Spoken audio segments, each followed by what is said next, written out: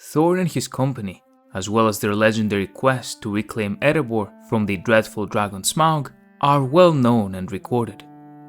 What isn't, perhaps, is the fate of that company. Those that fell before, during, and after the events of The Lord of the Rings. This week on Ink and Fantasy, let us discover the fate of Thorin's company after The Hobbit. Thorin's company was founded in the year 2941 of the Third Age with the goal of reclaiming the Lonely Mountain and its sacred wealth.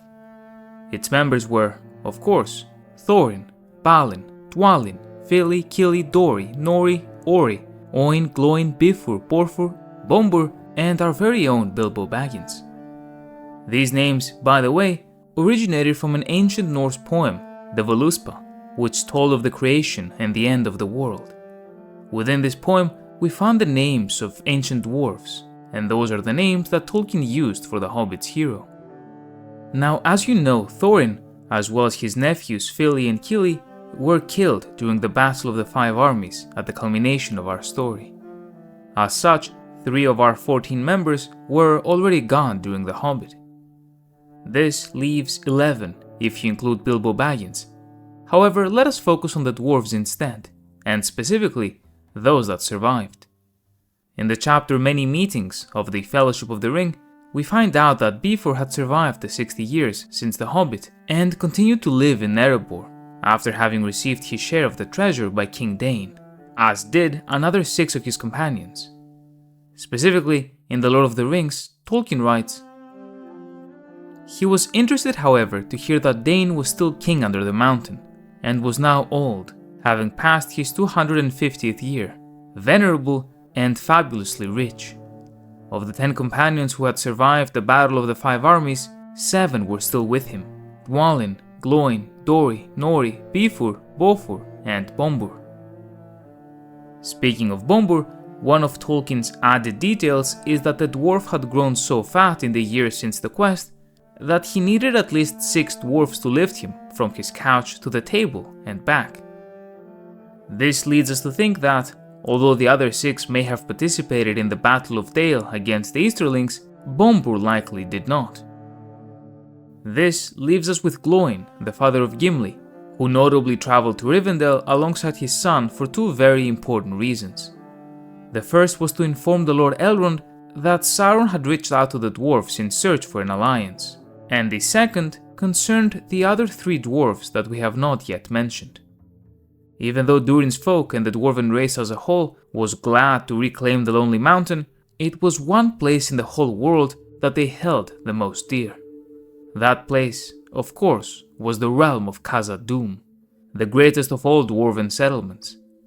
Founded by Durin the Deathless himself, it grew wealthier and wealthier with its mithril mines, which fed the greed of the dwarves.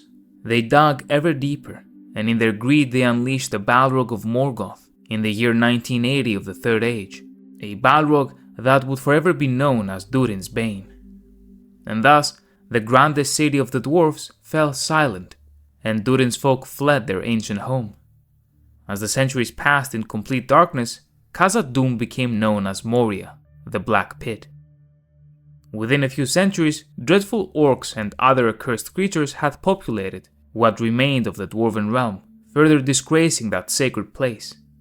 As such, with newfound courage following the success at the Lonely Mountain, as well as considerable funding due to the recovered treasure, Balin commenced an expedition in the year 2989 to reclaim Moria and re-establish Khazad-dûm. King Dain advised against it, but Balin and his company would not be dissuaded. Balin and his companions were able to establish a colony in Moria and kill any orcs they found, and the dwarf declared himself Lord of Moria, establishing his court in the Chamber of Mazarbu, the very room that our fellowship stumbled upon in The Lord of the Rings.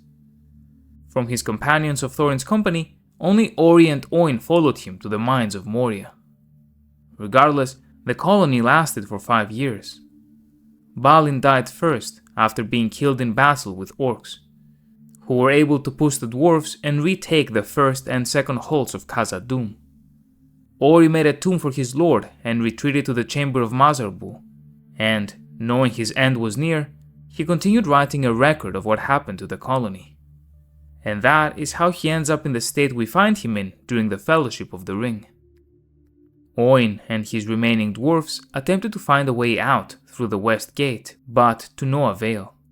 The Watcher in the Water was ever watchful, and he took him, and thus he met his end.